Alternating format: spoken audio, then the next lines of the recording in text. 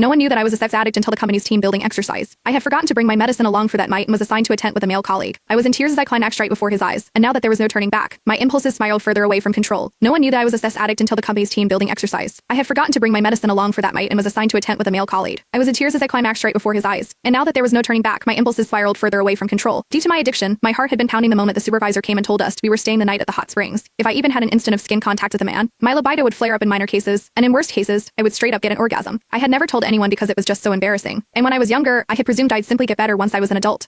That was until I realized the symptoms were getting even more out of control, and there was that one time I almost moaned out loud in public. Fighting back the embarrassment that almost killed me, I went to the doctor and got some medicine. However, I had forgotten to bring my medicine as this team-building exercise was organized out of the blue and very far from my home. Even as I fought against the fear eating me inside, warning myself to restrain myself and stay well behind, our supervisor suddenly announced, "Sorry guys, all the rooms have been booked but we have tents. There aren't many so we're just going to have to make do. Roosh, you're going to Dean's tent." And now look how we got to the situation right now me, a sex addict with no meds within reach, following the burly man into the tent. I did my best to keep to a corner in the tent, biting my lip and closing my eyes, while telling myself to fall asleep as soon as I could before the last dosage lost to fat. But that was when Dean came to me. "What's wrong?" he asked. I could feel his body warmed from my back, and my skin was already crawling. "Nothing. Please, just stay away from me." But even as the stimulation extended from my skin to the rest of my body, I knew the pain was coming. I checked my phone and only saw that it was midnight 6 hours since I had last taken my pills. It was losing effect soon. Soon my whole body was shuddering while there was a warm stream gushing out between my legs. I kept my head buried between my legs and did my best not to look at Dean. People would mock me for being a saint if they noticed my condition that I couldn't bear to see in the company at that point. Meanwhile, Miles Hendricks, the other colleague in the tent, was already snoring out loud. I kept clenching my knuckles, my own nails digging into my palm. The pain calmed me somewhat, and I told Dean, "Sorry, I'm not distancing myself, I'm just not feeling well." Never could I have expected Dean to move toward me without another word, reaching out with his large, warm palm and pressing it over my forehead. Even as he held his palm steady, I found myself staring at his chest and nothing else. I could also see that distinct collarbone and chiseled chest under his shirt. I seemed to tighten at the very next second and orgasmed amid my embarrassment, and the ensuing moan could barely be stifled. Worst of all, I was trembling even worse after I orgasmed, and Dean could clearly feel me shaking. "That's strange. Why are you so flushed? You don't even have a fever," he murmured, not giving up feeling my forehead and cheeks just then. I trembled even more and turned my face away, but it was the back of the tent right behind me. Having nowhere else to go, I clenched my jaw so I wouldn't moan again, even as I decided I couldn't stay in this sealed room when all I could smell was Dean. He wasn't a smoker, so his soapy and hormonal scent was especially recognizable. I could feel all the pores around my opening as the orgasm left me painfully sensitive to everything. In the heat of the moment, I pushed Dean away and set him stumbling backward while I scrambled to crawl out of my tent, not caring that my skirt was short, exposing my wet panties right in front of his eyes. He promptly turned away to stop himself from staring, but he is no brat either. Seemingly struck with a thought, he followed me, even as I lost control over my body. The fire in my loins was ablaze, and I had never felt libido this violent. All I could think about was Dean's collarbone under his white shirt, his Adam's apple, his healthy-hued skin, and even his warm palm. At that point, I had barely made a few more steps before I dropped to my knees, my sex drive overwhelming me to the point I couldn't feel my knees painfully hitting the ground. Dean probably chased me down, trying to keep me on my feet while asking, "What's wrong?" I somehow had this feeling that if anyone else had fallen sick and dropped on his knees, he wouldn't hesitate to help them. He was usually quiet back at the office, but also always very reliable. But the more helpful he was now, the more skin contact we would have. Even as the stimulations in my body got worse, I could feel my own legs stiffening, the waves of thrill keeping me off my feet.